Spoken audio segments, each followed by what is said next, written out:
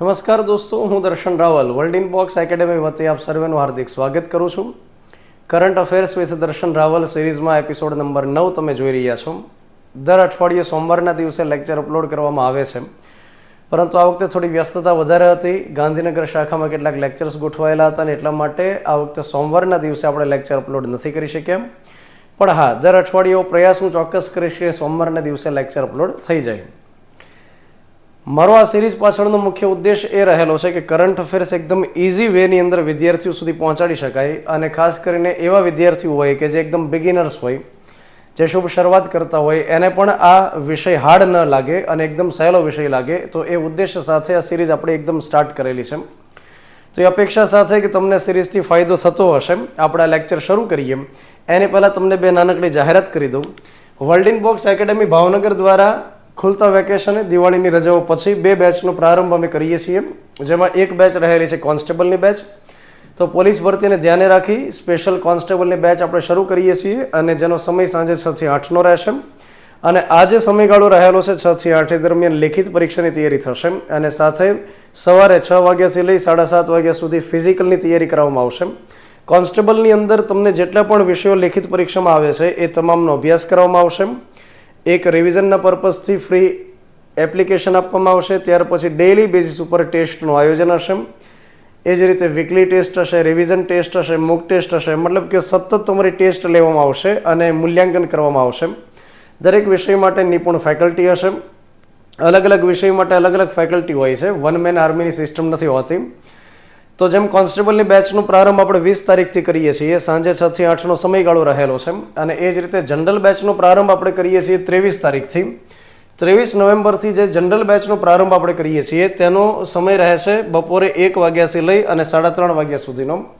અને આગામી ક્લાસ 3ની જે પરીક્ષાઓ બહાર પડવાની હોય છે, ખાસ કરીને કોઈ મ્યુનિસિપાલિટીની અંદર હોય, એ જ રીતે સચિવાલય હોય, બિન સચિવાલય હોય, તો આ પ્રકારની જે ક્લેરિકલ જોબ ખાસ કરીને હોય, તો એને ધ્યાને રાખી. સાથે એ જ રીતે પીએસઆઈની જે વિદ્યાર્થીઓ તૈયારી કરવા ઈચ્છતા હોય છે, તો એને પણ ખૂબ જ ઉપયોગી સાબિત થાય એ પ્રકારે આખો સિલેબસ ચલાવવામાં આવતો હોય છે.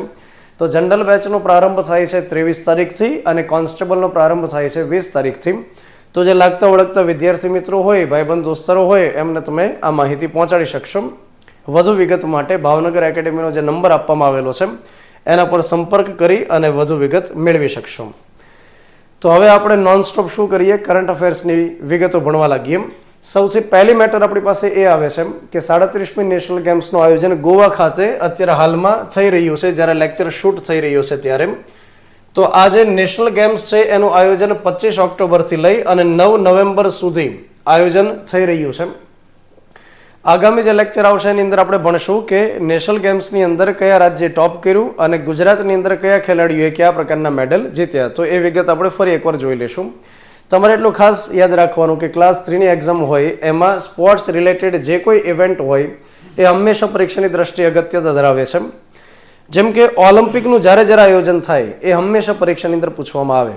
છેલ્લે ટોક્યો ઓલિમ્પિક હતું, 2020ની અંદર આયોજન હતું, પરંતુ એ 2021ની અંદર આયોજન કરવામાં આવેલું હતું કોરોનાના કારણે.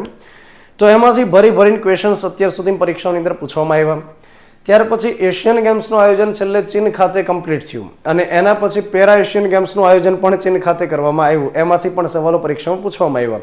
અને એ જ રીતે અત્યારે આપણે વાત કરીએ છીએ નેશનલ ગેમ્સનું આયોજન જે ગોવાની અંદર કરવામાં આવ્યું, જેની 37મી આવૃત્તિ છે. આની પહેલાના વર્ષે નેશનલ ગેમ્સનું આયોજન ગુજરાતની અંદર કરવામાં આવેલું હતું. 36મી નેશનલ ગેમ્સ છે એનું આયોજન ગુજરાત ખાતે થયેલું, અને સુરત ખાતે એની ક્લોઝિંગ સેરેમની કરવામાં આવેલી હતી. યાદ રાખો કે દેશની અંદર અલગ અલગ પ્રકારના ખેલાડીઓને પ્રોત્સાહન મળે અને એ ખેલાડીઓ આંતરરાષ્ટ્રીય કક્ષાએ ખૂબ સારું પરફોર્મન્સ કરી શકે એ ઉદ્દેશ સાથે નેશનલ ગેમ્સનું આયોજન કરવામાં આવતું હોય છે. તો વિદ્યાર્થીઓને ખાસ કરીને પ્રેક્ટિસ થાય, વિદ્યાર્થીઓને એક પ્રકારે કોમ્પિટિશન થાય અને વિદ્યાર્થીઓને પ્રોત્સાહન આપી શકાય એ ઉદ્દેશ સાથે આ નેશનલ ગેમ્સનું આયોજન 1924થી કરવામાં આવી રહ્યું છે. તો 1924થી આ આયોજન જે થઈ રહ્યું છે એમાં અત્યારે હાલમાં આ 37મી આવૃત્તિ ગોવા ખાતે કમ્પ્લીટ થશે.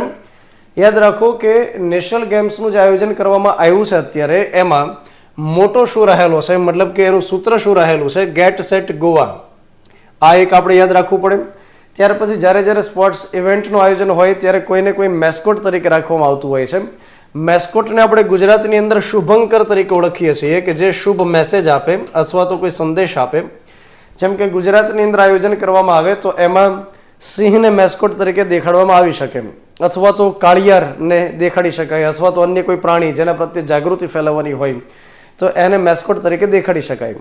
તો અહીંયા આગળ જે ગોવાની અંદર આયોજન કરવામાં આવેલું છે એમાં મેસ્કોટ તરીકે મોગાને દેખાડવામાં આવેલો છે. તો મેસ્કોટ મોગા છે અને મોટો રહેલું છે ધ્યેય વાક્ય અથવા તો સૂત્ર રહેલું છે ગેટ સેટ ગોવા. ત્યાર પછી ટોટલ 37 જેટલી ટીમોએ ભાગ લીધો અને કુલ 43 રમતોનું આયોજન કરવામાં આવ્યું. પરંતુ આ પ્રકારના સવાલ બને ત્યાં સુધી પરીક્ષાઓની અંદર પૂછાતા નથી. મેસ્કોટ પૂછાઈ શકે, એ જ રીતે સૂત્ર પૂછાઈ શકે, કેટલામી આવૃત્તિ હતી એ પૂછાઈ શકે, અને સૌથી વધુ અગત્યનું કે કઈ જગ્યાએ આયોજન કરવામાં આવ્યું એ આપણને પરીક્ષામાં પૂછાઈ શકે. હવે આપણે જ્યારે આ નેશનલ ગેમ્સની વાત કરતા હોઈએ તો એ સમજી લઈએ કે આનું આયોજન કઈ સંસ્થા અથવા તો કઈ કમિટી કરતી હોય છે. તો આપણે યાદ રાખીએ કે આ નેશનલ ગેમ્સનું આયોજન કરવામાં આવે છે ઇન્ડિયન ઓલિમ્પિક એસોસિએશન તરફથી આયોજન કરવામાં આવે છે. તો ઇન્ડિયન ઓલિમ્પિક એસોસિએશન IOA તરફથી એનું આયોજન થાય છે. ઇન્ડિયન ઓલિમ્પિક એસોસિએશનનું એક બીજું મુખ્ય કાર્ય એ હોય છે કે આંતરરાષ્ટ્રીય કક્ષાએ કયા ખેલાડીઓને આપણે પસંદ કરવા કે જે રમત રમવા માટે જશે. ખાસ કરીને ઓલિમ્પિકની અંદર કયા ખેલાડીઓ ભાગ લેશે, એશિયન ગેમ્સની અંદર કયા ખેલાડીઓ ભાગ લેશે. તો આ પ્રકારની જે ઇવેન્ટ થતી હોય છે નેશનલ ગેમ્સ, એના આધારે પસંદગી પણ કરતા હોય છે કે આ ખેલાડીઓ ઓલિમ્પિક રમશે. જેમ કે 2024ની અંદર ઓલિમ્પિકનું આયોજન કઈ જગ્યાએ થવા જઈ રહ્યું છે તો કે પેરિસ ખાતે એનું આયોજન થવા જઈ રહ્યું છે. અને અત્યારે પૂર્ણપણે એ અંગે વિચારણા શરૂ છે, પ્રયાસ શરૂ છે કે 2036ની અંદર ઓલિમ્પિકનું આયોજન ગુજરાતની અંદર કરવામાં આવે, ભારતની અંદર કરવામાં આવે, એના માટે અત્યારે પ્રયાસ શરૂ છે. તો 2024ની અંદર પેરિસ ખાતે ઓલિમ્પિકનું આયોજન જે થશે એમાં કયા ખેલાડીઓ ભાગ લેવા માટે જશે એની પસંદગી પણ કોણ કરશે? ઇન્ડિયન ઓલિમ્પિક એસોસિએશન કરશે. યાદ રાખો કે આ જે એસોસિએશન છે એની રચના કરવામાં આવેલી છે 1927થી. 1927માં આ એસોસિએશનની રચના કરવામાં આવી અને હાલમાં એના અધ્યક્ષ તરીકે PT ઉષા કાર્યરત છે, જેને ઉડન પરી અથવા તો પયોલી એક્સપ્રેસ તરીકે ઓળખવામાં આવે છે. એક વ્યક્તિ થઈ ગયા ટાટા ગ્રુપના, અને એ વ્યક્તિ રહેલા છે દોરાબજી ટાટા. અને આ જે વ્યક્તિ છે દોરાબજી ટાટા, એમણે સરકારને પ્રેરણા આપી. એ સમયે અંગ્રેજનું શાસન હતું, તો એમણે સરકારને પ્રેરણા આપી કે આ પ્રકારે ખેલાડીઓને તૈયાર કરવા જોઈએ, ઓલિમ્પિકની અંદર ભાગ લેવા માટે જાય. ભારત વર્ષ 1900થી ઓલિમ્પિકની અંદર ભાગ લઈ રહ્યો છે. અને પહેલા એવા ભારતીય વ્યક્તિ અથવા તો ભારત વતી જે વ્યક્તિ પ્રતિનિધિત્વ કર્યું હોય ઓલિમ્પિકની અંદર, એવા વ્યક્તિ સૌ પ્રથમ કયા છે? તેનું નામ રહેલું છે નોર્મન પ્રિટચેડ. આ વ્યક્તિ એંગ્લો ઇન્ડિયન હતા, મતલબ કે અર્ધ ભૂરિયા હતા, અર્ધ ભારતીય હતા. એંગ્લો ઇન્ડિયનની વ્યાખ્યા એવી હોય છે કે એવા કોઈ વ્યક્તિ, એવું કોઈ બાળક કે જે માતા તરફથી ભારતીય હોય, પિતા તરફથી યુરોપિયન હોય, તો એને આપણે એંગ્લો ઇન્ડિયન તરીકે ઓળખીએ છીએ. તો આજે એક વ્યક્તિ રહેલા છે, એમણે સૌથી પહેલી વખત ભારતનું પ્રતિનિધિત્વ ત્યાં આગળ ઓલિમ્પિકની અંદર કરેલું હતું. વર્ષ 1900ની આપણે વાત કરીએ છીએ. તો 1927થી આ એસોસિએશન કામ કરે છે અને નેશનલ ગેમ્સનું આયોજન ત્યાર પછીથી એ કરે છે. ત્યાર પછી વડું મથક એનું દિલ્હી ખાતે આવેલું છે. આગળ આપણે વાત કરીએ કે આ 37મી નેશનલ ગેમ્સનું આયોજન ગોવાની અંદર કરવામાં આવ્યું. તો ગોવા વિશે થોડી આપણે માહિતી મેળવી લઈએ. સુંદર રમણીય એવું એક રાજ્ય રહેલું છે અને નવા નવા જે વેડિંગ કરે એના માટે એક ડેસ્ટિનેશન હોય છે. તો ગોવા વિશે આપણે માહિતી મેળવીએ. એકદમ નાનકડું એવું ગોવા અહીં આગળ આપણે જોઈ શકીએ કે દક્ષિણ ભારતની અંદર એકદમ મતલબ પશ્ચિમ બાજુએ જોવા મળે છે. કોંકણ વિસ્તારનો એક ભાગ હોય છે. ગોવાની અંદર આપણે વાત કરીએ તો હાલમાં ત્યાં આગળ મુખ્યમંત્રી પ્રમોદ સાવંત રહેલા છે. ગોવાની રાજધાની પણજી ખાતે આવેલી છે. વિધાનસભાની અંદર બેઠકો 40 જેટલી રહેલી છે. અને ગોવાની અંદર કોઈ પણ પ્રકારનો ગુનો બનશે તો તારીખ ભરવા માટે બોમ્બે હાઈકોર્ટની અંદર જવું પડશે, કેમ કે ગોવાની પોતાની ઇન્ડિવિડ્યુઅલ અલગથી સ્વતંત્ર હાઈકોર્ટ આવેલી નથી. તો બોમ્બે હાઈકોર્ટ ત્યાં આગળ લાગુ પડશે. ગોવા સૌથી પહેલા પોર્ટુગીઝના અંડરમાં હતું. જ્યારે ભારતના મોટાભાગના વિસ્તારની અંદર અંગ્રેજનું શાસન હતું, તો એ સમયે ગોવાની અંદર પોર્ટુગીઝનું શાસન હતું. અંગ્રેજ 1947માં જતા રહ્યા. ત્યાર પછી પણ પોર્ટુગીઝનું શાસન ત્યાં આગળ ગોવામાં એમનેમ જ હતું. 1961ની અંદર આપણને સૌને ખ્યાલ છે કે ભારત સરકારે એક ઓપરેશન કરેલું હતું, એક સૈન્ય કાર્યવાહી કરેલી હતી જેનું નામ હતું ઓપરેશન વિજય. ઓપરેશન વિજય દ્વારા પોર્ટુગીઝોને ત્યાંથી ખદેડ્યા અને ત્યાર પછી 1961માં ગોવાને કેન્દ્ર શાસિત પ્રદેશનો દરજ્જો આપ્યો હતો.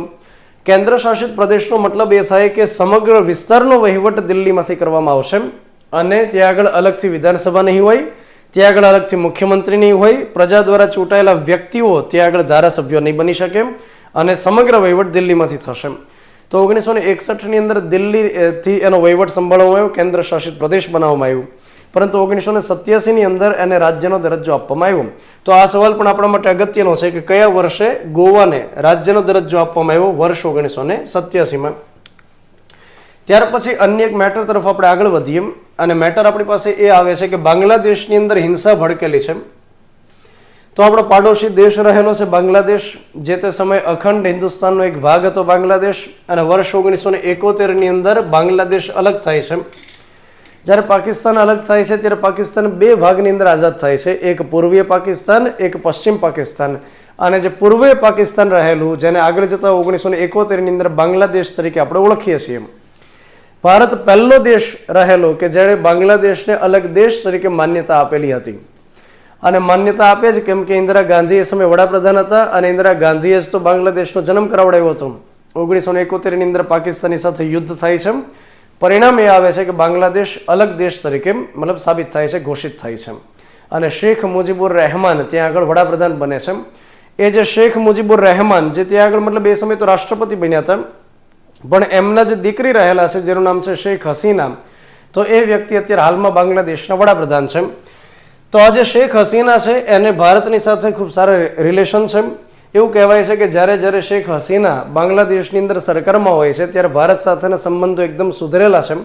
અને વર્ષ 2009થી ત્યાં આગળ તેઓ વડાપ્રધાનના પદ ઉપર રહેલા છે. તો લગભગ 15 વર્ષથી તેઓ બાંગ્લાદેશને સંભાળે છે.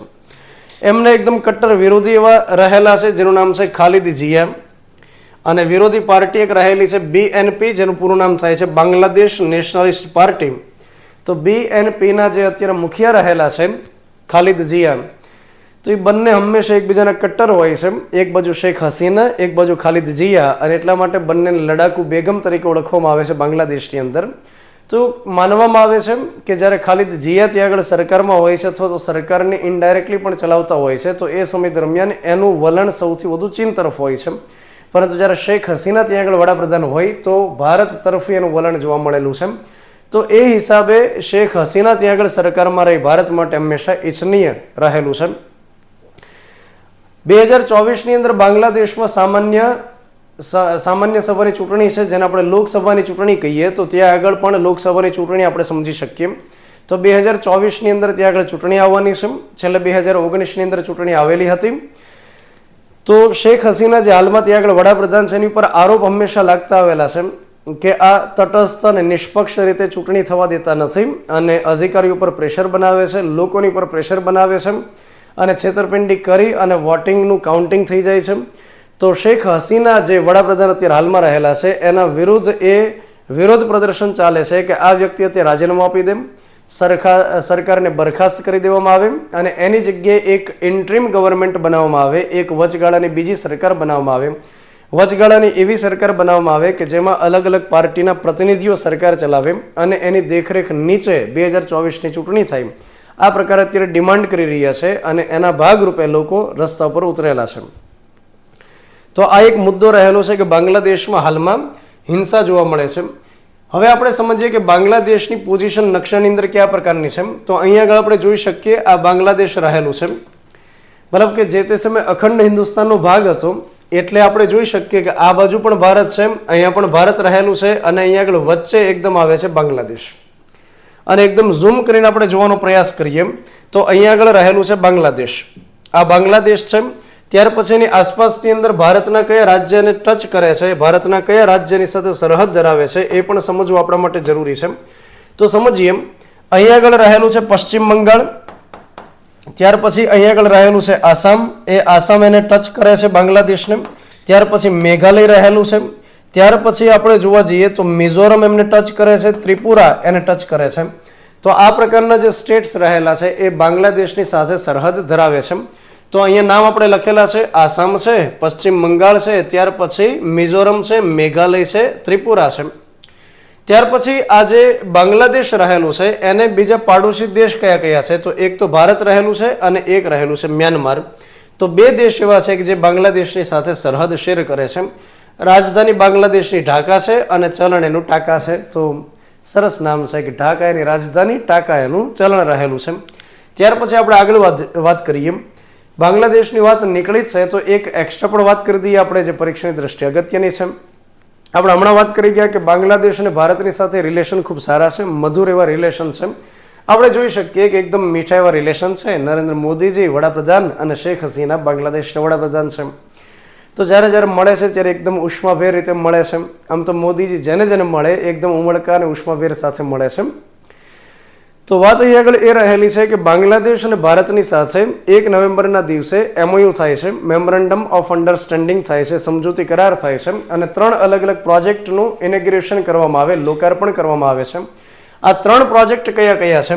તો પહેલો પ્રોજેક્ટ રહેલો છે અગરતલા અખોરા રેલ નેટવર્ક, બીજો પ્રોજેક્ટ રહેલો છે Khulna Mongla port rail network, અને ત્યાર પછી Maitri super thermal power plant unit 2. આ 3 પ્રોજેક્ટના નામ આપણે યાદ રાખવા પડશે. સવાલ એ રીતે પૂછાય કે ફલાણો જે પ્રોજેક્ટ છે એ કયા 2 દેશ વચ્ચે સમજૂતી થઈ છે, અથવા તો ભારતની કયા દેશ સાથે સમજૂતી થયેલી છે. સૌથી પહેલા પ્રોજેક્ટ ઉપર આપણે ચર્ચા કરીએ, જેનું નામ રહેલું છે અગરતલા અખોરા રેલ નેટવર્ક. તો આ 2 નામ રહેલા છે. એક ભારતનું અગરતલા છે, જે ત્રિપુરાની રાજધાની છે, અને અખોરા એ આવેલું છે બાંગ્લાદેશની અંદર, એક ડિવિઝન છે. આ બંનેની વચ્ચે રેલ ચાલશે, બંનેને રેલ ગાડી જોડી દેશે અને માલ સામાનની હેરફેર કરવામાં આવશે. પ્રારંભિક ધોરણે એવું કહે છે કે માલ સામાનની હેરફેર થશે, અને ત્યાર પછી જો અનુકૂળતા રહેશે, સારું લાગશે, પોઝિટિવ એમાંથી રિસ્પોન્સ મળશે, તો ત્યાર પછી પેસેન્જર માટે પણ રેલવે શરૂ કરી શકાશે. અત્યારે માત્ર માલ સામાનની હેરફેર માટે છે. અહીંયા આગળ આપણે જોઈ શકીએ કે અહીંયા રહેલું છે ત્રિપુરા અને અહીંયા રહેલું છે બાંગ્લાદેશનું અખોરા. અહીંયા નકશાની અંદર આપણે જોઈએ કે અહીંયા આગળ રહેલું છે ત્રિપુરા અને અહીંયા આગળ બાંગ્લાદેશ. તો આ બંનેને જોડી શકાશે, માલ સામાનની હેરફેર કરી શકાશે, વ્યાપાર એકબીજાની સાથે વધારી શકાશે. તો એના માટે થઈ અને ઘણા લાંબા ટાઈમથી પ્રોજેક્ટ MOU અંતર્ગત હતો, સાઇન કરવામાં આવ્યો હતો. જેમ કે આપણે વાત કરીએ કે 2013ની અંદર બંને દેશ વચ્ચે આ બાબતે સમજૂતી થાય છે, પરંતુ સમજૂતી થયા પછી એનું અમલીકરણ થાય તો વાર તો લાગે, કેમ કે દરેક દેશની સંસદમાંથી પણ એને પસાર કરાવવાનું હોય, ત્યાર પછી નાની મોટી બીજી અન્ય અડચણો હોય તો દૂર કરવાની હોય. તો 2013ની અંદર MOU થયા, 2018થી બાંધકામની શરૂઆત કરવામાં આવી. અહીં આગળ યાદ રાખો કે ભારત સરકાર શું કરે છે, બાંગ્લાદેશને લોન આપેલી છે, અને લોન ઉપર અને ભારત સરકારની મદદથી આ પ્રોજેક્ટ આગળ વધ્યો છે. ટોટલ જે આ રેલવેની લંબાઈ છે, મતલબ કે જે પ્રોજેક્ટની લંબાઈ છે આ જે તમને દેખાય છે એ છે 15.054 કિલોમીટર, જેની અંદર ભારતની અંદર 5 કિલોમીટરનું ડિસ્ટન્સ છે, બાકીનું 10 કિલોમીટર જેટલું ડિસ્ટન્સ બાંગ્લાદેશની અંદર છે. તો ઇન શોર્ટ કે બંને દેશ વચ્ચે વ્યાપાર એકદમ ઇઝી થઈ જશે, ખૂબ જ ઓછા સમયની અંદર માલ સામાન પહોંચાડી શકાશે. ત્યાર પછી અન્ય પ્રોજેક્ટની આપણે વાત કરીએ, અને એ રહેલું છે Khulna Mongla port rail network. એનો મતલબ એ થાય કે આ બાંગ્લાદેશ જે રહેલું છે એમાં અહીંયા આગળ એક પોર્ટ આવેલું છે, અહીંયા આગળ એક પોર્ટ આવેલું છે. તો એક ચિત્તોરગ્રામ કરીને એક પ્રોજેક્ટ છે, પોર્ટ છે, અને અહીંયા આગળ એક રહેલું છે મોંગલા પોર્ટ છે. આ મોંગલા પોર્ટનો મતલબ થાય બંદર જે રહેલું છે ત્યાં આગળ જે માલ સામાનની હેરફેર કરવાની હોય, ત્યાંથી અન્ય શહેરના કોઈ પ્લેસ સુધી પહોંચાડવાનું હોય, તો બંદરથી લઈ અને શહેરના કોઈ વિસ્તારની અંદર કે અન્ય કોઈ પણ ડિસ્ટન્સની અંદર વસ્તુ પહોંચાડવા માટે રેલવે એક બ્રોડ ગેજ રેલવે લાઇન નાખવા માટેનો પ્રોજેક્ટ છે. અને ભારત સરકાર અહીંયા આગળ લાઇન ઓફ ક્રેડિટ આપે છે કે જેમ જરૂર પડશે પૈસાની એમ ભારત સરકાર ત્યાં આગળ મદદ કરશે.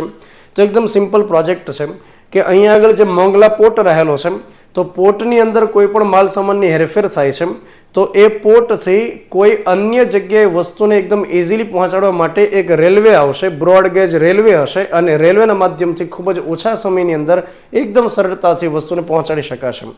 જેનાથી શું થશે કે છેક સુધી, મતલબ ઉત્તરના જે બાંગ્લાદેશનો વિસ્તાર છે ત્યાં સુધી પહોંચાડી શકાશે.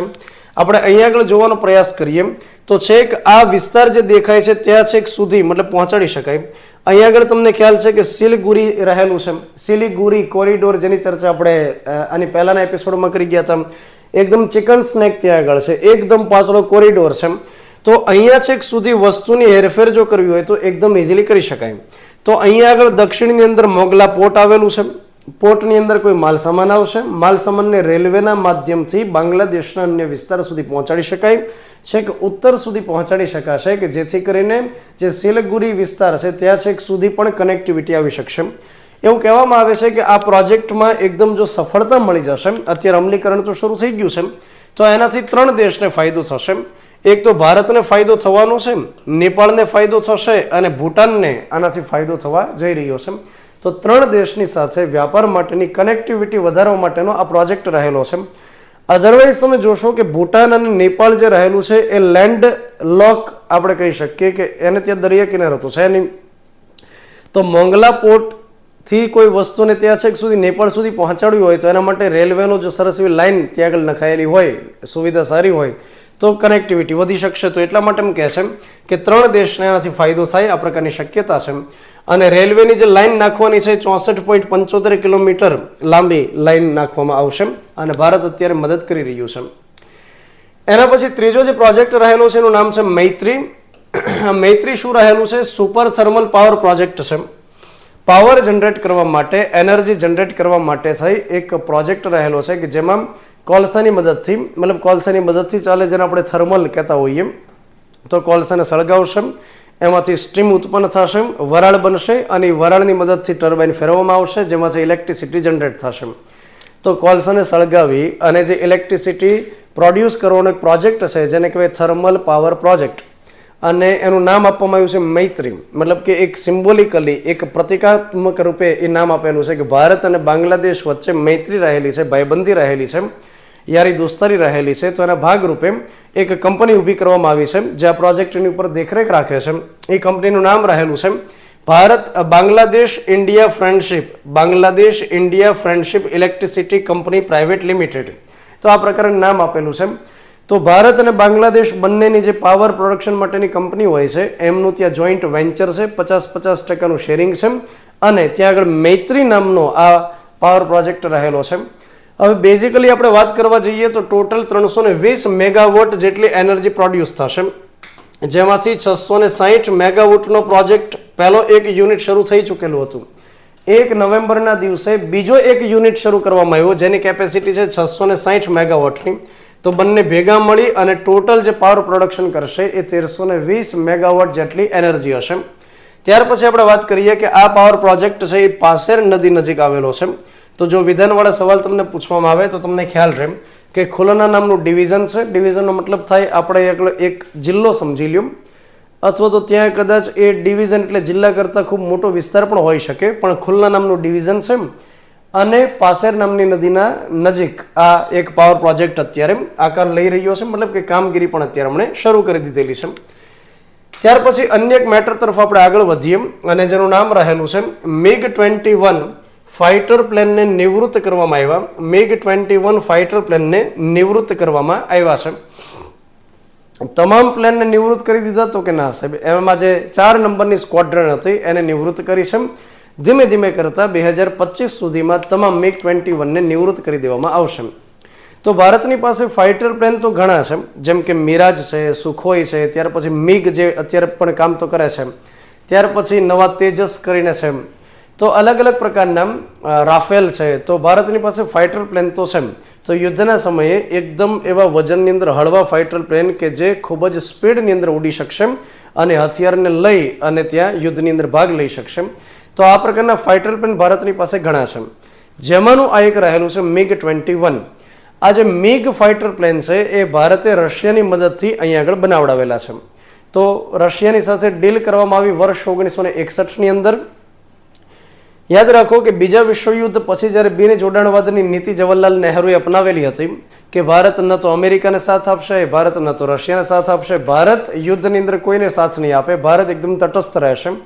પરંતુ શરૂઆતનો જે દોર હતો ત્યારે ભારત રશિયા બાજુ, જે એ સમયે સોવિયત યુનિયન કહેવાતું, એના બાજુ થોડું ઢળેલું તો હતું, ઝૂકેલું તો હતું. જેમ કે અત્યારે કેમ ભારતની નીતિ અમેરિકા તરફથી થોડી જોવા મળે છે. તો એ પ્રકારે શરૂઆતનો જે દોર હતો ત્યારે અમેરિકા તરફથી થોડી નીતિ હતી. રશિયાએ ટેકનિકલી ઘણી મદદ પણ કરેલી. તો એ સમયે ભારતે રશિયાની સાથે મહા મુસીબતે એક ડીલ કરી વર્ષ 1961ની અંદર કે તમે અમને MiG-21 પ્લેન આપશો, ફાઇટર પ્લેન આપશો મિગના. અને ત્યાર પછી રશિયાએ શું કર્યું કે રશિયાએ પોતે ભારતને ટેકનોલોજી આપી દીધી અને ત્યાર પછી શીખવાડી દીધું કે આ પ્લેન કઈ રીતે બને. તો ભારતે અહીં આગળ પ્રોડક્શન શરૂ કરેલું હતું.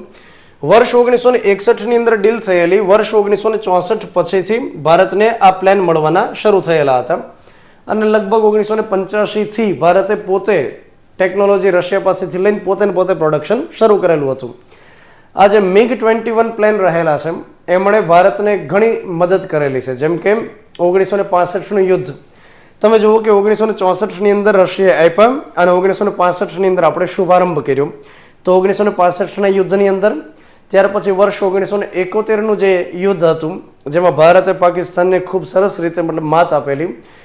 હવે એ જે દોર હતો કે જ્યારે પાકિસ્તાન અમેરિકાના ખોળામાં બેઠી ગયેલું હતું તો 1971ના યુદ્ધની અંદર અમેરિકાએ પાકિસ્તાનને ઘણી મદદ પણ કરેલી, જેના ભાગરૂપે અમેરિકાએ પાકિસ્તાનને લોક હીડ કરીને ફાઇટર પ્લેન આપેલા હતા જેને એ સમયે ખૂબ આધુનિક માનવામાં આવતા. તો અમેરિકાની બનાવટના જે લોક હેડ ફાઇટર પ્લેન હતા એનો ઉપયોગ પાકિસ્તાને કર્યો, પરંતુ તેમ છતાં ભારતના MiG-21 રંગ રાખ્યો અને લોક હેડને પણ માત આપી દીધી. તો 1971ની અંદર ભારતના MiG-21 ભાગ લીધો. એ પછી 1999ની અંદર જ્યારે LOC કારગિલનું યુદ્ધ હતું ત્યારે એરફોર્સ તરફથી એક ઓપરેશન થયેલું હતું, ઓપરેશન સફેદ સાગર. તો એમાં પણ MiG-21 ભાગ લીધો. MiG-21ની જે સુધારેલી આવૃત્તિ છે, નવું એડિશન છે, એને MiG બોયઝન તરીકે પણ ઓળખવામાં આવે છે. હવે ધીમે ધીમે કરતાં શું થાય છે કે MiGને રિટાયર્ડ કરવામાં આવે છે, કેમ કે MiGની અંદર ખામી પણ એ હતી કે એ વધારે પડતા ક્રેશ થતા અને એટલા માટે એને કોફિન તરીકે ફ્લાઇંગ કોફિન તરીકે ઓળખવામાં આવતા. અત્યાર સુધીમાં ઘણા એવા પ્લેન છે, એવું કહેવાય છે કે લગભગ 501 વખત આ પ્રકારની ઘટના બની હશે અત્યાર સુધીમાં કે MiG પ્લેન ક્રેશ થઈ ચૂક્યા હોય.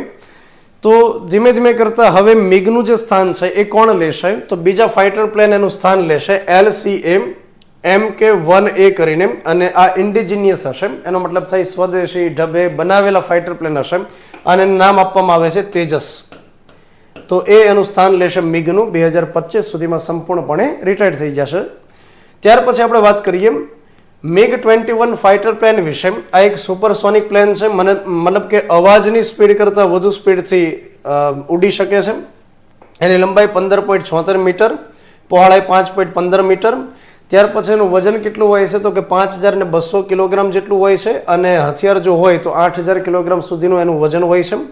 ત્યાર પછી 18000 મીટરની ઊંચાઈ ઉપર એ ઉડી શકે છે અને ત્યાર પછી 233 કિલોમીટર પ્રતિ કલાકની ઝડપે એ ઉડી શકે છે. તો આ એની ખાસિયત રહેલી છે. GPSCની અંદર જે વિધાનવાળા સવાલો પૂછવામાં આવે એમાં આ પ્રકારના સવાલ પૂછાઈ શકે. જો કે હવે તો દિનેશ દાસા રહેલા નથી GPSCમાં, નહીંતર એના ટાઈમની અંદર તો આ ચોક્કસ આ પ્રકારના સવાલ પૂછાઈ શકે. ત્યાર પછી આપણે વાત કરીએ કે સંરક્ષણ વિભાગ જે અત્યારે કામ કરે છે એની ખૂબ મહત્વપૂર્ણ એક સંસ્થા રહેલી છે જેનું નામ છે DRDO. DRDOનું પૂરું નામ શું થશે? તો કે defence research and development organisation. Defence research and development organisation DRDO, અને એની રચના કરવામાં આવેલી છે વર્ષ 1958માં, જેનું મુખ્ય એક જય વાક્ય રહેલું છે, શક્તિનું મૂળ વિજ્ઞાનની અંદર રહેલું છે, origin of strength is in science. ત્યાર પછી આપણે વાત કરીએ કે સંરક્ષણ વિભાગ અંતર્ગત, સંરક્ષણ મંત્રાલય અંતર્ગત આ સંસ્થા કામ કરે છે, જેનું મુખ્ય કાર્ય એ છે કે નવી ટેકનોલોજીનો આવિષ્કાર કરવો અને સંરક્ષણની અંદર સામેલ કરવી, ડિફેન્સની અંદર સામેલ કરવી. અત્યારે હાલમાં DRDOના અધ્યક્ષ તરીકે સમીર કામત વ્યક્તિ કામ કરી રહ્યા છે. તો વિગત આઈ હોપ કે તમને ખ્યાલ આવ્યો હશે. ત્યાર પછી આપણે અન્ય વિગત તરફ આગળ વધીએ. અન્ય વિગત આપણી પાસે એ આવે છે કે પ્રગતિની 43મી બેઠકનું આયોજન કરવામાં આવ્યું. તો આ પ્રગતિ એ શું રહેલું છે એ આપણે સમજવાનો પ્રયાસ કરીએ. નરેન્દ્ર મોદીની અધ્યક્ષતામાં 43મી બેઠકનું આયોજન કરવામાં આવ્યું. પ્રગતિનું પૂરું નામ કરવામાં આવતું હોય છે proactive governance and timely implementation. આ પરીક્ષાની અંદર પૂછાયેલો સવાલ છે, હજુ પણ પૂછાઈ શકશે. Proactive governance and timely implementation, આ એનું પૂરું નામ કરવામાં આવે છે. પ્રગતિની મિટિંગ જ્યારે યોજાય છે, મતલબ સૌથી પહેલાં તો એ સમજીએ કે ક્યારે એની મિટિંગ યોજાતી હોય છે અથવા તો ક્યારે નરેન્દ્ર મોદીજીની અધ્યક્ષતામાં બેઠકનું આયોજન થાય છે. તો સામાન્ય રીતે દર મહિનાની અંદર દર મહિનાના ચોથા ગુરુવારે પ્રગતિ દિવસનું આયોજન કરવામાં આવે. દર મહિનાના છેલ્લા ગુરુવારે અથવા તો ચોથા ગુરુવારે પ્રગતિ દિવસનું આયોજન થાય. નરેન્દ્ર મોદીજી મિટિંગ કરે, જેની અંદર મોદીજી બેઠા હોય, એની બાજુમાં નરેન્દ્ર મોદી બેઠા હોય, એની બાજુમાં બેઠા હોય કેબિનેટ સચિવાલયના સચિવો બધા બેઠા હોય. કોઈ સંરક્ષણ વિભાગના હોય, ગૃહ વિભાગના હોય, નાણાં વિભાગના હોય, રેલવે વિભાગના હોય. તો અલગ અલગ કેબિનેટ સચિવો એની સાથે બેઠા હોય અને એ સમયે કોન્ફરન્સની અંદર આપણે જોઈ શકીએ, કોન્ફરન્સની અંદર અલગ અલગ રાજ્યના જે મુખ્ય સચિવ હોય, જેમ કે ગુજરાતની અંદર મુખ્ય સચિવ અત્યારે રહેલા છે રાજકુમાર, તો આ પ્રકારે દરેક રાજ્યની અંદર જે મુખ્ય સચિવ હોય છે એમની સાથે કોન્ફરન્સમાં વાત કરશે. અને વાત શું કરશે? વાત એ કરશે કે અલગ અલગ કેન્દ્ર સરકારના પ્રોજેક્ટ જે અમલમાં હોય છે એ ક્યાં પહોંચે, એનું મોનિટરિંગ કરવામાં આવે છે. કોઈ પ્રોજેક્ટના અમલીકરણની અંદર અડચણ હોય તો એને સોલ્વ કરવાનો પ્રયાસ કરવામાં આવે છે. કોઈ પ્રોજેક્ટને લઈ અને ફરિયાદ હોય તો એની ઉપર કામ કરવામાં આવે છે, એને સુધારવા માટે ફોકસ કરવામાં આવે છે. તો આ એક ખૂબ સારી પહેલ આપણે કરી શકીએ, પહેલ કહી શકીએ. આ જાહેર વહીવટનો એક નવીન અભિગમ આપણે કહી શકીએ કે નિયમિતપણે વડાપ્રધાન દર મહિનાના છેલ્લા ગુરુવારે આ રીતે મિટિંગ કરે છે. અને આ પ્રકારનો કાર્યક્રમ શરૂ કરેલો છે 25 માર્ચ 2015 મતલબ કે આ જે આખી પહેલ છે સરકારની, આ યોજના નથી, યાદ રાખો. યોજનાની અંદર લાભાર્થી હોય, લાભાર્થીને કંઈક મળવાનું હોય. આ પહેલ છે, ઇનિશિયેટિવ છે. તો 2015થી આ કાર્યક્રમ શરૂ છે કે સામાન્ય રીતે દર મહિનાના ચોથા ગુરુવારે આ પ્રકારે મિટિંગ યોજવામાં આવે છે. મતલબ જરૂરી નથી કે દર મહિને મિટિંગ થાય જ, એવું જરૂરી નથી. નહીંતર તો અત્યાર સુધીમાં કેટલામી મિટિંગ આ હોઈ શકે, જરૂરી નથી. પણ સામાન્ય રીતે દર મહિનાના છેલ્લા ગુરુવારે સમીક્ષા થાય. નરેન્દ્ર મોદી દર વખતે હાજર હોય એવું જરૂરી નથી. મોદીજી હાજર હોય એ પ્રકારની 43મી મિટિંગનું આ રીતે આયોજન કરવામાં આવેલું છે. તો એમાં અગેન કે કેબિનેટ મંત્રાલયના જે સચિવ હોય કેન્દ્રની અંદર, અને એ જ રીતે દરેક રાજ્યના મુખ્ય સચિવો એની સાથે મિટિંગ કરવામાં આવે અને પ્રોજેક્ટની ઉપર કામ કરવામાં આવે છે. ત્યાર પછી આપણે અન્ય મેટર જોઈએ, જેમાં મેટર આપણી પાસે આવે છે કે નેપાળની અંદર ભૂકંપ આવેલો છે. તો આ જે નેપાળ રહેલો છે, નેપાળ દેશ રહેલો છે કે જે હિમાલયન પર્વતમાળાનો એક ભાગ ગણવામાં આવે છે. તો ત્યાં આગળ ઘણી વખત ભૂસ્ખલનની ઘટનાઓ બને છે, ત્યાં આગળ ભૂકંપની વારંવાર ઘટનાઓ બને છે. તો કુદરતી આપત્તિ ત્યાં આગળ વારંવાર જોવા મળે છે અને ભારત એમાં દર વખતે મદદ કરતું હોય છે. તો નેપાળની સાથે સંબંધ બનાવવા માટે ભારત હંમેશા પ્રયાસ કરે છે, કેમ કે નેપાળની એક બાજુ ઉપર ચીન રહેલું છે અને નીચે ભારત રહેલું છે.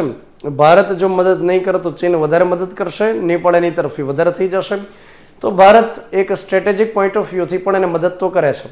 સાથે નેપાળની સાથે તો ભારતને પૌરાણિક સંબંધ રહેલા છે. રાજા રામના મેરેજ ત્યાં આગળ નેપાળના મિથિલા નગરીના માતા સીતા સાથે થયેલા હતા. તો ભારતના પૌરાણિક સંબંધ પણ રહેલા છે. અહીં આગળ આપણે સમજીએ કે નેપાળની અંદર અત્યારે જે ભૂકંપ આવેલો છે એ નકશામાં જોવાનો પ્રયાસ કરીએ તો ઉત્તર અને પશ્ચિમ બાજુએ જાજરકોટનો જે વિસ્તાર છે ત્યાં આગળ એપી સેન્ટર માલુમ પડેલું છે.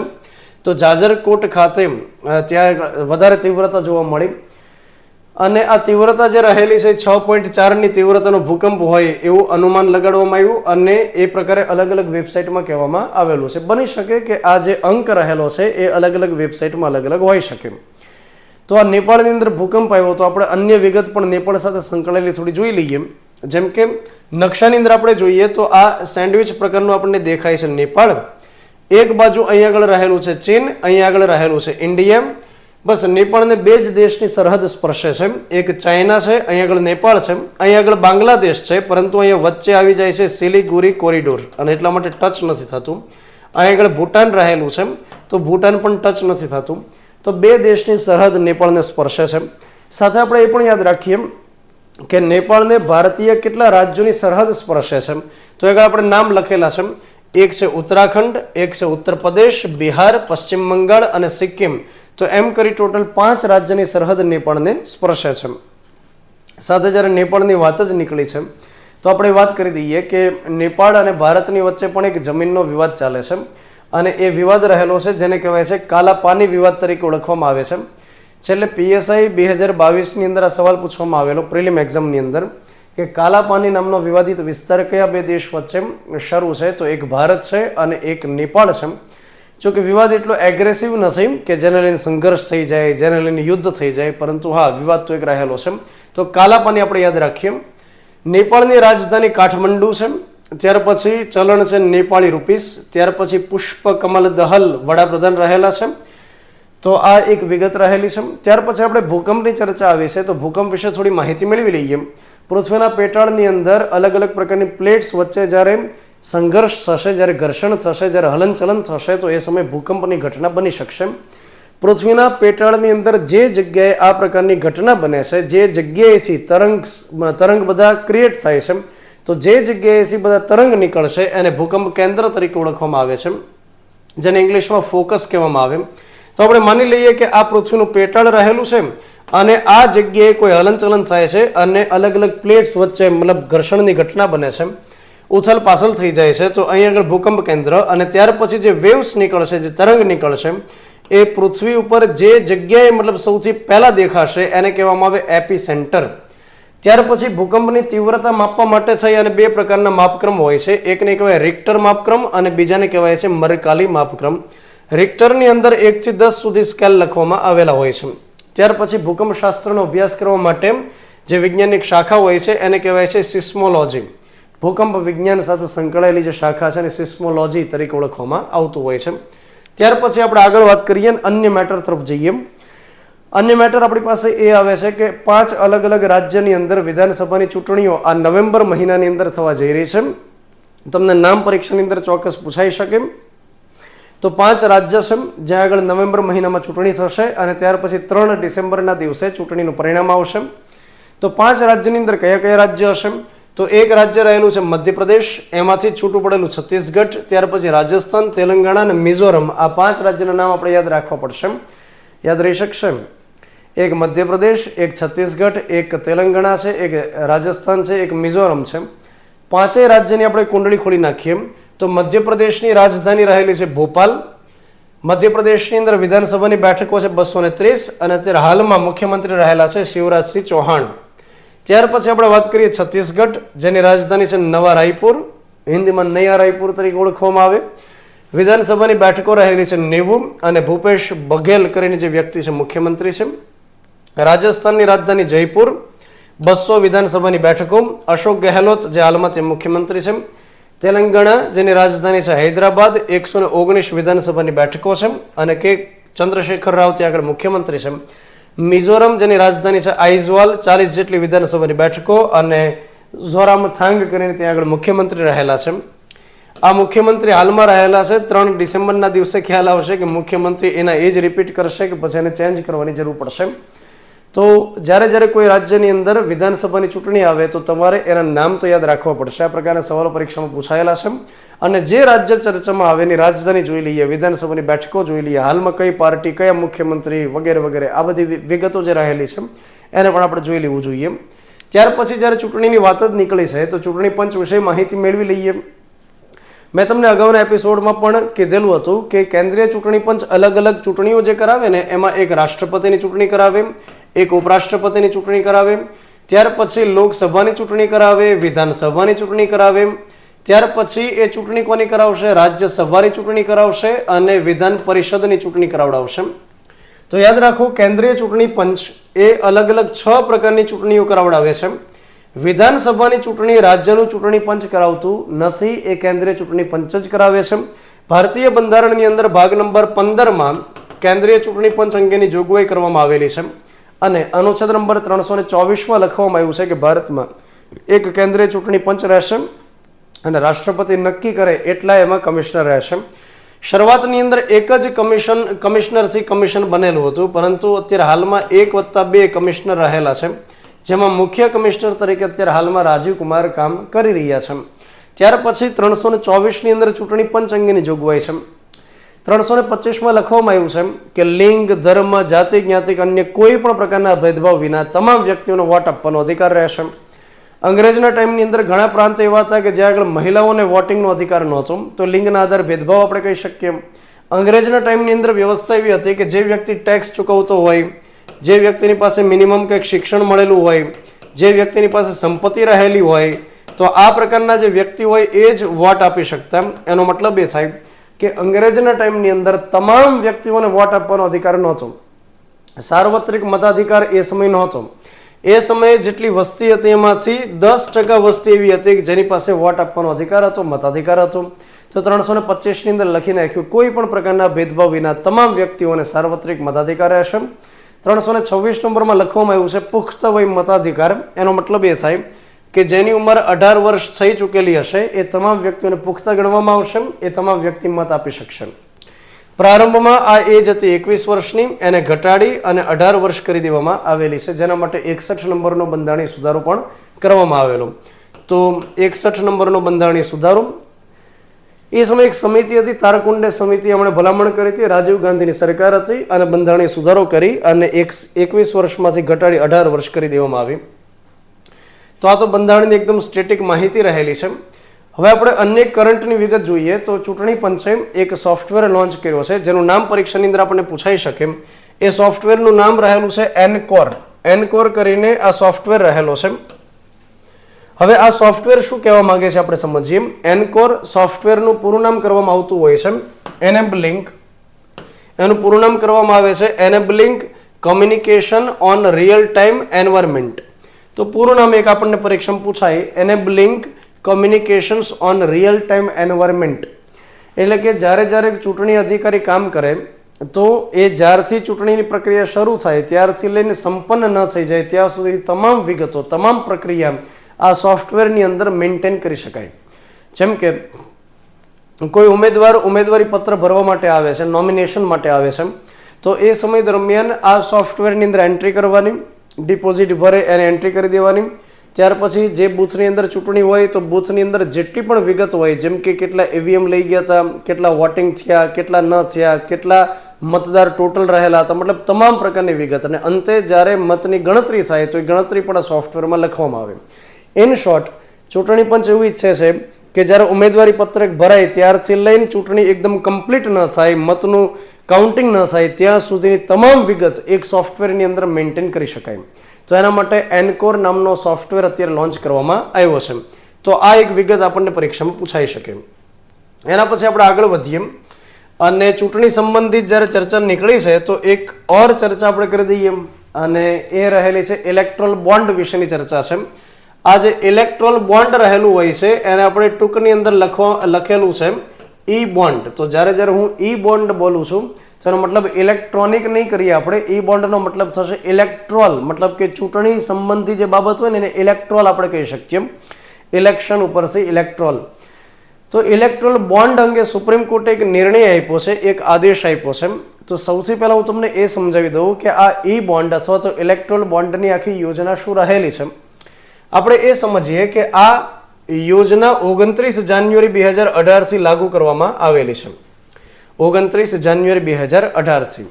વિગત આખી એવી છે, કોન્સેપ્ટ આખો એવો છે કે જ્યારે કોઈ વ્યક્તિને કે કોઈ કંપનીને કે સંસ્થાને એવી ઈચ્છા થાય કે રાજકીય પાર્ટીને દાન કરી દેવું છે તો દાન કઈ રીતે કરશે. તો દાન કરવા માટે એ કેશનો ઉપયોગ કરી શકે અથવા તો ઓનલાઈન એ ઉપયોગ કરી શકશે. તો અહીંયા આગળ સરકારે એવું ડિસિઝન લીધો છે કે કોઈ પણ વ્યક્તિ 2000થી વધારે રૂપિયાનું જો દાન કરવા ઈચ્છે રાજકીય પાર્ટીને તો એ કેશમાં નહીં કરી શકે. જો કેશમાં દાન કરવું હોય કોઈ પણ પાર્ટીને તો એ 2000 સુધીનું કરી શકશે. 2000થી વધારે હશે તો ઓનલાઈન તમારે ટ્રાન્ઝેક્શન કરવું પડશે. અને ઓનલાઈન ટ્રાન્ઝેક્શન અથવા તો ડિજિટલ ટ્રાન્ઝેક્શન માટે થઈ અને એક રસ્તો હોય છે જેને કહેવાય ઇલેક્ટ્રોલ બોન્ડ. આ યોજના 2018થી શરૂ થઈ. આ યોજના એવું કહે છે કે આજ કોઈ પણ વ્યક્તિ છે એને પોલિટિકલ પાર્ટી પ્રત્યે ખૂબ પ્રેમ થઈ ગયો કે હા ખૂબ જ સરસ કામ કરે છે અને આ પાર્ટીની જરૂરિયાત હતી દેશને, હું એનાથી ખૂબ ખુશ થઈ ગયો છું તો મારે એને દાન કરી દેવું છે. તો જે તે વ્યક્તિ અથવા કંપની અથવા સંસ્થા, અને ખાસ યાદ રાખવાનું વિદેશમાંથી ભંડોળ લાવી શકાતું નથી. વિદેશી કંપની, વિદેશી વ્યક્તિને બિલકુલ અધિકાર નહીં હોય. તો યોજના અંતર્ગત વિદેશમાંથી મળતા ફંડિંગને લીગલી રીતે તો બંધ કરી દેવામાં આવેલું છે. મતલબ એનો એકદમ સ્પષ્ટ ઉદ્દેશ છે કે વિદેશના કોઈ વ્યક્તિ, વિદેશની કંપની, વિદેશની સંસ્થા ભારતની ચૂંટણીને પ્રભાવિત નહીં કરી શકે એના પાછળનો આ મુખ્ય ઉદ્દેશ છે. તો XYZ કોઈ એક વ્યક્તિ રહેલા છે, દાખલા તરીકે આપણે એ કહી દઈએ, એનો મતલબ અદાણી નહીં કરીએ આપણે, પણ આ તો એક મતલબ સમજવા માટે એ કરી દઈએ. તો એ નામની કોઈ એક વ્યક્તિ છે અને એને રાજકીય રીતે કોઈ પાર્ટીને દાન કરવું છે તો એ સૌથી પહેલા SBIની પાસે જશે અને SBIની અંદર પૈસા જમા કરાવશે. SBIની અંદર એ પૈસા જે જમા કરાવે એના બદલામાં SBI એને શું કરશે, એક ડોક્યુમેન્ટ આપશે, એક કાગળ આપશે જેને કહેવામાં આવે બોન્ડ કહેવામાં આવે. તો બોન્ડ શું હોય છે, ખાતરી હોય છે કે તમે જે આટલા રૂપિયા SBI ભર્યા તો એનો તમને બોન્ડ આપવામાં આવે છે, એ એક ખાતરી હોય છે. તો અહીંયા આગળ આપણે એક સેમ્પલ તમને દેખાડેલું છે. તો આ પ્રકારનું એક કાગળ SBI એમને આપતા હોય છે જેને આપણે બોન્ડ કહી દઈએ. તો એ નામની કોઈ વ્યક્તિ છે, એને રાજકીય પાર્ટીને દાન કરવું છે તો સૌથી પહેલા SBIની અંદર જશે, SBIની કોઈ શાખામાં જશે, કહેશે કે આ રૂપિયા તમે રાખો, મને બોન્ડ આપી દો. અચ્છા, એ કેટલા રૂપિયા ત્યાં જમા કરાવી શકે? તો એના માટે અહીંયા લખેલું છે કે કોઈ પણ વ્યક્તિને દાન કરવું હોય તો એ કાં તો 1000 રૂપિયાનું કરી શકે, 10,000, 1 લાખ રૂપિયા, 10 લાખ રૂપિયા, 1 કરોડ, મતલબ કે આ રીતે બોન્ડ ઇસ્યુ કરવામાં આવતા હોય છે. આજ માની લો કે કોઈ વ્યક્તિની ઈચ્છા એમ હોય કે મારે 3,000 રૂપિયા રાજકીય પાર્ટીને દાન કરવા છે, તો 1,000ના 3 આ પ્રકારે બોન્ડ લઈ શકે. કોઈ વ્યક્તિને એમ થાય કે મારે 25,000નું દાન કરવું છે, તો 10,000, 10,000ના 2 બોન્ડ અને ત્યાર પછી 1,000ના 5 બોન્ડ આ રીતે ખરીદી શકે. મતલબ કે બોન્ડ જે ખરીદવાના હોય છે એ 1,000નો હોય, 10,000નો હોય, એ જ રીતે 1 લાખનો હોય, 10 લાખનો હોય, 1 કરોડ રૂપિયા સુધીનો બોન્ડ એક હોઈ શકે. તો આજ જે તે વ્યક્તિ એસબીઆઈને પૈસા આપશે, ત્યાંથી બોન્ડ ઇસ્યુ કરવામાં આવશે. આ એ નામનો વ્યક્તિ એ જે કાગળ હશે, જે બોન્ડ હશે, એ લઈ અને જે તે પોલિટિકલ પાર્ટી હોય એને આપી શકશે, અથવા તો આ જે એસબીઆઈ હોય એ આ પાર્ટીને બોન્ડ આપી દેશે. તો અહીં આગળ ઘટના શું બને છે કે એવું કહેવામાં આવે છે કે આ બોન્ડ કયા વ્યક્તિએ આપ્યો એની ઓળખ જે હોય ને એ છતી કરવામાં આવતી નથી. મતલબ કે કયા વ્યક્તિએ કઈ રાજકીય પાર્ટીને પૈસા આપ્યા એ ખબર પડતી નથી.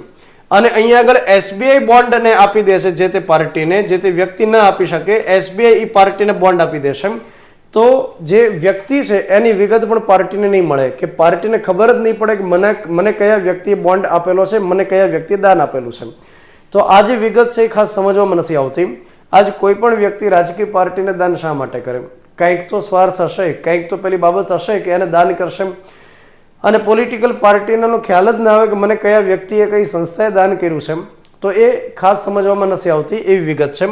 પણ આ યોજના પ્રકારની છે કે કયા વ્યક્તિએ દાન કર્યું છે એ પાર્ટીને પણ ખબર પડતી નથી કે કયા વ્યક્તિનો બોન્ડ છે. એમ પાર્ટીને એક વખત બોન્ડ મળી જાય ત્યાર પછી 15 દિવસની અંદર એને વટાવી શકશે.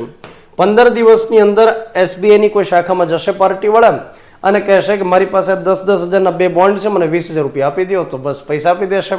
તો કોઈક વ્યક્તિ છે એસબીઆઈમાં જવાનું, પૈસા જમા કરાવવાના. પૈસા જે જમા કરાવવાના હોય છે એ તમને ખ્યાલ છે કે બોન્ડ કઈ રીતે ઇસ્યુ થાય છે, પણ એ જે જવાનું હોય છે બોન્ડ લેવા માટે એના માટે ચોક્કસ એક સમય રાખી દીધો છે કે આખા વર્ષની અંદર ગમે ત્યારે કોઈ વ્યક્તિ બોન્ડ લઈ આવશે, તો કે ના, ગમે ત્યારે નહીં લઈ આવે.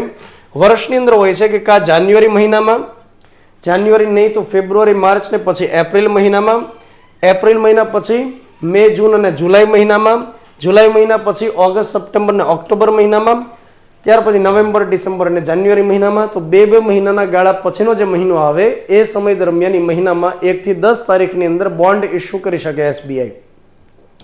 જે વર્ષે લોકસભાની ચૂંટણી હોય એ વર્ષે એક્સ્ટ્રા 30 દિવસ માટે પણ બોન્ડ ઇસ્યુ કરી શકે. મતલબ કયા 30 દિવસ એ જાહેર કરવામાં આવે, સરકાર તરફથી ડેટ્સ એને ડિક્લેર કરવામાં આવે કે જે કોઈ વ્યક્તિની ઈચ્છા હોય એ આ એક્સ્ટ્રા 30 દિવસની અંદર બોન્ડ ખરીદી શકશે એસબીઆઈમાં અને એસબીઆઈ જે તે પાર્ટીને પહોંચાડી શકશે. તો આ પ્રકારની વ્યવસ્થા આખી બોન્ડની રહેલી છે. હવે આ જે યોજના છે એમાં કેટલીક બાબતો સામે આવે છે. પહેલી બાબત એ સામે આવે છે કે જે અહીંયા કહેવા માંગે છે કે જે તે વ્યક્તિ જે બોન્ડ આપે છે તો પાર્ટીને પણ ખબર પડતી નથી કે મને કયા વ્યક્તિ આ પૈસા આપેલા, કઈ સંસ્થાએ, કઈ કંપની આપેલા છે, તો એક ગળે ઉતરતું નથી. બીજી એક બાબત એ રહેલી છે કે આરટીઆઈ જો કરવામાં આવે, રાઇટ ટુ ઇન્ફોર્મેશન, કે ભારતીય જનતા પાર્ટી હોય, કોંગ્રેસ પાર્ટી હોય, આમ આદમી પાર્ટી હોય, તૃણમૂલ કોંગ્રેસ હોય, એને અત્યાર સુધીમાં કયા કયા વ્યક્તિએ દાન કર્યું હતું એ પણ માહિતી આરટીઆઈમાં આવતી નથી. તો આ જે વિગત રહેલી છે એને લઈ અને સુપ્રીમ કોર્ટની અંદર 2017માં એસોસિએશન ઓફ ડેમોક્રેટિક રિફોર્મ્સ અને બીજી એક સંસ્થા રહેલી છે, એનજીઓ છે, કોમન કોઝ, એમણે સુપ્રીમ કોર્ટમાં પડકાર્યું કે આમાં ટ્રાન્સપરન્સી દેખાતી નથી. અને ત્યાર પછી 2018ની અંદર કમ્યુનિસ્ટ પાર્ટી ઓફ ઇન્ડિયા માર્ક્સિસ્ટ તરફથી પણ સુપ્રીમ કોર્ટમાં પડકારવામાં આવ્યું. અને અત્યારે હાલમાં સુપ્રીમ કોર્ટની 5 જજની બેન્ચ કે જેમાં ડીવાય ચંદ્રચૂડ મુખ્ય હતા, એમણે ચૂંટણી પંચને આદેશ કર્યો છે કે 30 સપ્ટેમ્બર 2023 સુધીમાં અલગ અલગ પાર્ટીને બોન્ડ દ્વારા કેટલી રકમ મળી એ તમે અમને એક કવરની અંદર, સેલબંધ કવરની અંદર માહિતી આપી દો, અમે ચેક કરી લઈએ કેમ. અને ત્યાર પછી ચુકાદો આપશે કે આ ઇલેક્ટ્રોલ બોન્ડની જે યોજના છે બરોબર છે, એમાં ફેરફારની જરૂરિયાત છે કે એને રદ કરવાની જરૂરિયાત છે. તો એને લઈ અને સુપ્રીમ કોર્ટ આગળ ચુકાદો આપશે. અત્યારે એક આદેશ આપ્યો છે ચૂંટણી પંચને કે તમે 30 સપ્ટેમ્બર 2023 સુધીની તમામ વિગતો ઇલેક્ટ્રોલ બોન્ડની અમને આપી દો. નોંધનીય બાબત અહીંયા આગળ એ રહેલી છે કે આની અગાઉ ચૂંટણી પંચ અને આરબીઆઈ આ બંને સુપ્રીમ કોર્ટને આ પ્રકારે કીધેલું છે કે ઇલેક્ટ્રોલ બોન્ડની અંદર પારદર્શિતા જળવાય એ પ્રકારે દેખાતું નથી. તો બંને આ જે મોટી સંસ્થા આપણે કહી શકીએ એમણે પણ આ યોજના બાબતે સ્ટેટમેન્ટ આપેલું છે. ત્યાર પછી આપણે એક નાનકડી વિગત જોઈ લઈએ કે 2016-17થી લઈ અને 2021-22 સુધીમાં પોલિટિકલ પાર્ટીઓને જે દાન મળેલું હોય એની કિંમત રહેલી છે 9,188 કરોડનું દાન મળેલું છે, જેમાંથી એકલી ભારતીય જનતા પાર્ટી છે એમને મળ્યું છે 5,275 કરોડનું દાન મળેલું છે, જે લગભગ 58% જેટલી રકમ આપણે કહી શકીએ. તો એક માત્ર ઇન્ફોર્મેશન છે કે પાર્ટીઓને કેટલી કિંમતનું દાન મળી શકતું હોય છે, એની માત્ર કિંમત જાણકારી માટે છે. ત્યાર પછી આપણે અન્ય એક મેટર તરફ આગળ વધીએ. મેટર આપણી પાસે એ આવે છે Sardar Patel good governance CM fellowship programme. તો થોડું લાંબુ લચક નામ રહેલું છે, Sardar Patel good governance CM fellowship programme. આ કરીને ગુજરાત સરકારે એક પ્રોગ્રામ શરૂ કર્યો છે. ગુડ ગવર્નન્સ એટલે કે સુશાસન.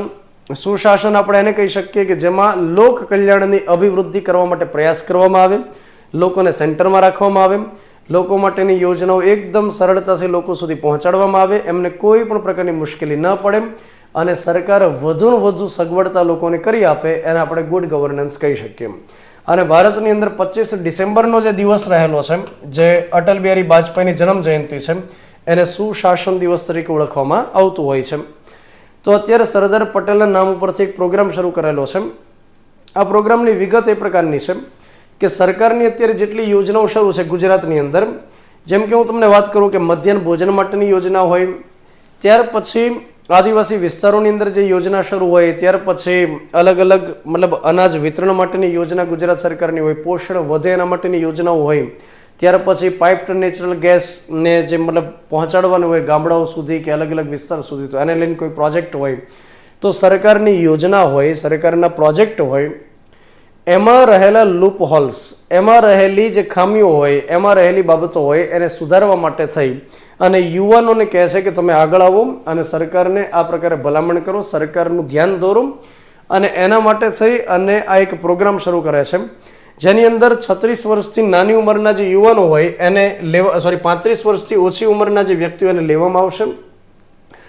જે વિદ્યાર્થી ઓછામાં ઓછું ગ્રેજ્યુએશન સુધી ગ્રેજ્યુએશન કરેલું હોય અને ગ્રેજ્યુએશનની અંદર 60% કે તેથી વધુ માર્ક્સ હોય, વધુ મેરિટ હોય, તો એમને લેવામાં આવશે. તો 60%થી વધુ મેરિટ ધરાવતા યુવાનો, 35 વર્ષથી ઓછી ઉંમર ધરાવતા યુવાનોને પસંદગી કરવામાં આવશે અને એમને 2 અઠવાડિયા માટે IIM અમદાવાદની અંદર ટ્રેનિંગ દેવાની, ઇન્ડિયન ઇન્સ્ટિટ્યૂટ ઓફ મેનેજમેન્ટ અમદાવાદની અંદર ટ્રેનિંગ દેવાની 2 અઠવાડિયા સુધી. અને ત્યાર પછી 2 અઠવાડિયા માટે એમને ફિલ્ડ વર્ક કરાવવાનું છે, સરકારી કચેરીઓમાં લઈ જશે, અલગ અલગ વિસ્તારમાં લઈ જશે. અને ત્યાર પછી કે ટોટલ 1 મહિના દિવસનો પ્રોગ્રામ થઈ જાય કે 2 અઠવાડિયા તમે IIM અમદાવાદની અંદર તમે ટ્રેનિંગ આપો અને 2 અઠવાડિયા માટે ફિલ્ડની અંદર ટ્રેનિંગ આપો. ત્યાર પછી એમની પાસેથી ઇનપુટ્સ લેવામાં આવશે. એમણે કામ જ એ કરવાનું કે સરકારને ઇનપુટ્સ દેવાના કે આ યોજનામાં આ ખામી દેખાય છે, આ યોજનામાં આપણે આ સુધારો કરી શકીએ, આ યોજનાને એકદમ મજબૂત કરી શકીએ, લોકો સુધી એકદમ સહેલાઈથી પહોંચાડી શકીએ. તો આ જે આખો પ્રોગ્રામ છે, એક રીતે આપણે જોઈએ તો આ એક સારી ઇનિશિયેટિવ આપણે સરકારની કહી શકીએ. જેમાં એવું કહે છે કે યુવાનો જે આ પ્રોગ્રામમાં કામ કરશે એને સ્ટાઇપેન્ડ તરીકે દર મહિને 1 લાખ રૂપિયા આપવામાં આવશે. તો 1 લાખ રૂપિયાનું સ્ટાઇપેન્ડ આપશે તો સારી એક બાબત કહેવાય.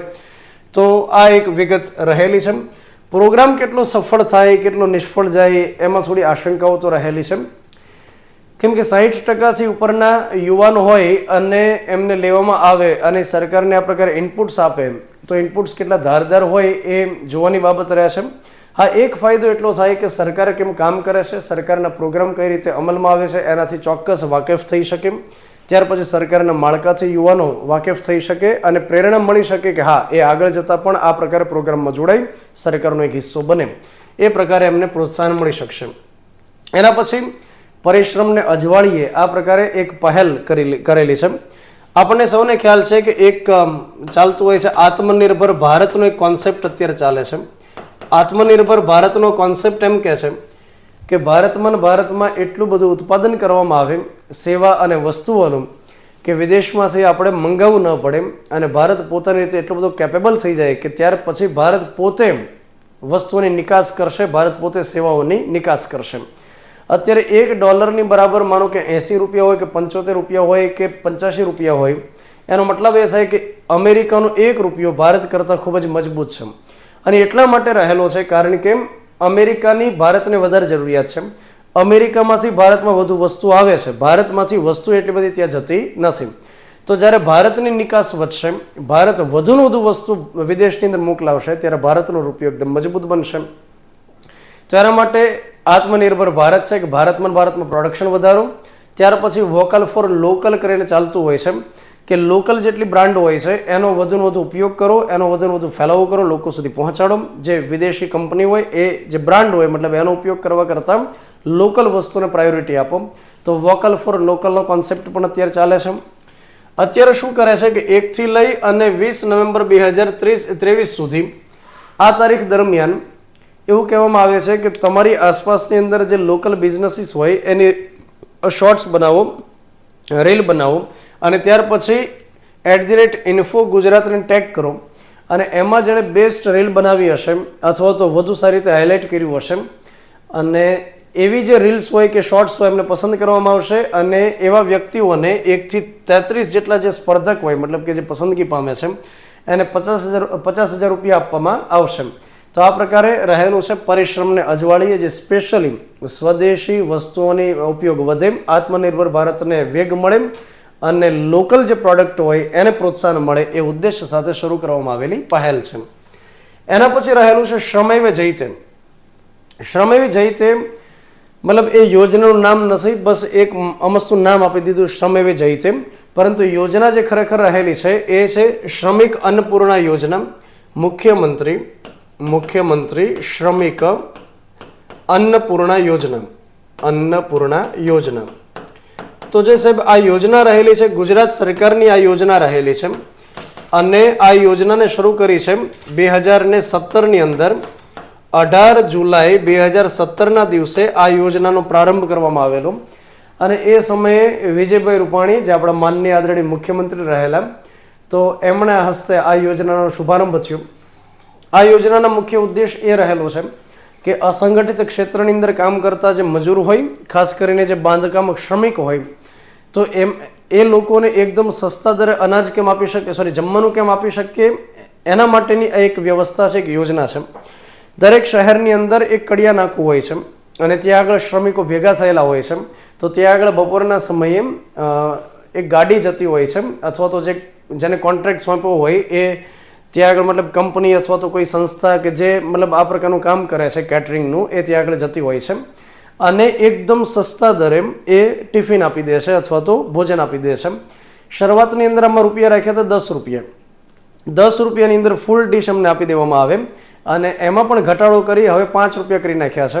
તો 5 રૂપિયાની અંદર કડિયા નાકા પાસે જે બાંધકામ શ્રમિક ખાસ કરીને છે એમને એકદમ સસ્તા દરે ત્યાં પૂર્ણપણે ભોજન આપી દેવામાં આવે. જો કે ફરિયાદો ઉઠતી હોય છે કે ભોજનની અંદર ક્વોલિટી જોવા મળતી નથી, પણ એને તમે સાઈડમાં છોડી દો તો આ એક યોજના સારી આપણે ગણી શકીએ કે જેમાં શ્રમિકને એકદમ સસ્તા દરે ખાવાનું મળી રહેશે. ક્વોલિટી સારી જ હોવી જોઈએ નો ડાઉટ, પણ આ એક ફરિયાદ પણ ઉઠેલી રહેલી છે, ક્વોલિટી ત્યાં મેન્ટેન થતી નથી. તો આપણે જે વાત કરીએ છીએ કે મુખ્યમંત્રી શ્રમિક અન્નપૂર્ણા યોજના જે 2017થી કાર્યરત છે અને એમાં અત્યારે હાલમાં એવું કહે છે કે 152 જગ્યાએ ભોજન વિતરણ કેન્દ્રનો વધુ શુભારંભ કરવામાં આવશે અને 10 નવેમ્બરના દિવસે અમદાવાદ ખાતે એનો આ કાર્યક્રમ યોજી વધુ 158 જગ્યાએ સેન્ટર ખોલવામાં આવશે. તો યોજનાનો વિસ્તાર ઇનશોર્ટ કરવામાં આવી રહ્યો છે એવું આપણે કહી શકીએ. ત્યાર પછી આપણે આગળ વધીએ. ગુજરાત સરકારની અન્ય કેટલીક પહેલ રહેલી છે જેમાં એવું કહે છે કે આવતા વર્ષથી 2024 અને 25ની જે શૈક્ષણિક પ્રક્રિયા હશે એના માટે થઈ આવતા વર્ષે ગુજરાત કોમન એડમિશન સર્વિસીસ એક પોર્ટલ ઊભું કરે છે અને જેના ભાગરૂપે શું હશે કે એક જ પોર્ટલ હશે. પોર્ટલનો મતલબ થાય એક પ્રકારની વેબસાઇટની અંદર જઈ જેટલી પણ સરકારી યુનિવર્સિટી હોય તેમાં તમે એડમિશનની પ્રક્રિયા કરી શકશો. તમારે અલગ અલગ યુનિવર્સિટીની પ્રક્રિયામાં ભાગ લેવાની જરૂરિયાત નથી. એક જ પોર્ટલ ઉપરથી એક જ સાથે તમે કોઈ પણ યુનિવર્સિટીની અંદર પ્રવેશ પ્રક્રિયામાં ભાગ લઈ શકશો. તો નોમિનલ એનો કોઈ ચાર્જ હશે અને એ ચૂકવી અને તમે એમાં લોગિન થઈ અને તમે એ પ્રક્રિયામાં ભાગ લઈ શકશો.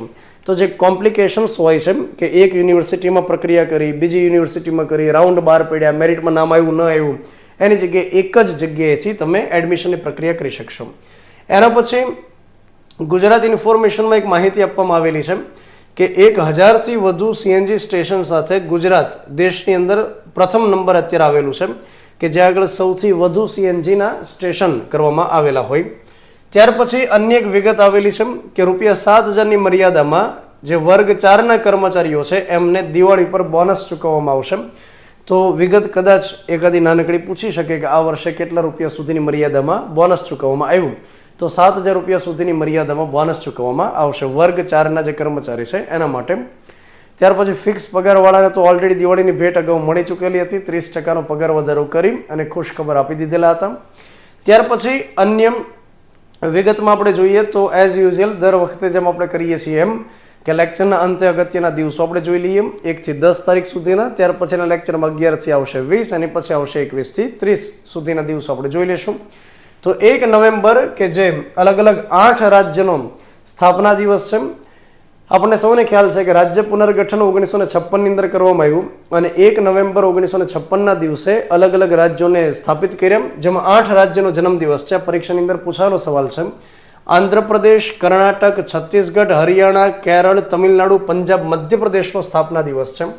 ત્યાર પછી 1 નવેમ્બર વિશ્વ શાકાહારી દિવસ છે, જેને વેગન ડે તરીકે ઓળખવામાં આવે છે, વર્લ્ડ વેગન ડે. ત્યાર પછી જેને વિગન પણ કહેતા હોય છે. ત્યાર પછી 5 નવેમ્બર જેને વિશ્વ સુનામી દિવસ તરીકે ઓળખવામાં આવે. 6 નવેમ્બર યુદ્ધ અથવા તો હથિયારી કોઈ સંઘર્ષના કારણે પર્યાવરણને નુકસાન થતું હોય તો અટકાવવા માટેનો આંતરરાષ્ટ્રીય દિવસ છે.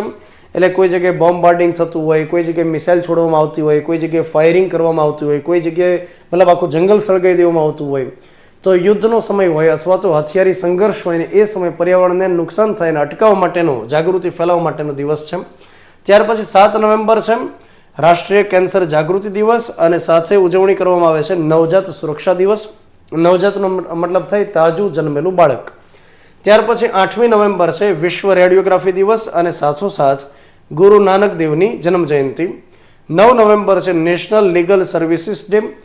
લીગલ સર્વિસ ડેનો મતલબ એ થશે કે આ દિવસે જાગૃતિ ફેલાવવામાં આવે અને જે જરૂરિયાતમંદ વ્યક્તિ હોય, જેને કાયદાકીય નોલેજ નથી, જેની પાસે કોઈ પૈસા બૈસા નથી જે વકીલ રોકી શકે, તો એમને સરકાર અત્યારે શું કરે છે કે ફ્રીની અંદર વકીલની સુવિધા કરી આપે છે અને મફતની અંદર કાનૂની મદદ કરે છે. તો એ અંગે જાગૃતિ ફેલાવવા માટેનો દિવસ છે નેશનલ લીગલ સર્વિસીસ ડે. અને 10 નવેમ્બર છે વર્લ્ડ પબ્લિક ટ્રાન્સપોર્ટ ડે. તો આ પ્રકારે અગત્યના દિવસો આપણે યાદ રાખીએ. ક્લાસ 3ની પરીક્ષા હોય એમાં લગભગ 1 થી 2 માર્ક્સના સવાલ અગત્યના દિવસને લઈને હોય છે. તો એને એકદમ લાઇટલી નહીં લેવાનું અને ધીમે ધીમે એકદમ ટીપે ટીપે સરોવર ભરાય એ રીતે એક સાથે તો આપણે બધા દિવસો યાદ નહીં કરીએ જાન્યુઆરીથી ડિસેમ્બર સુધીના. તો જેમ જેમ લેક્ચર આવે એમ નોટ ડાઉન કરો અને ત્યાર પછી એને પાકા કરવા માટે પ્રયાસ કરો. એક સરસ મજાનો ચાર્ટ બનાવી પણ તમે જે જગ્યાએ વાંચતા હો ત્યાં તમે લગાડી શકશો. અને ચાર્ટ, નકશા આ બધું લગાડવાથી આસપાસની અંદર ફિલિંગ આવે કે બાબલો કે બેબલી તૈયારી કરે છે, તો એ જરૂરી છે. તો મળીએ છીએ આવતા સેશનની અંદર અને ત્યારે વધુ વિગત સાથે ભેગા થઈએ છીએ. ફીડબેક આપી શકશો, કોમેન્ટની અંદર લખી શકશો. અને જય હિન્દ, જય Bharat. Thank you very much.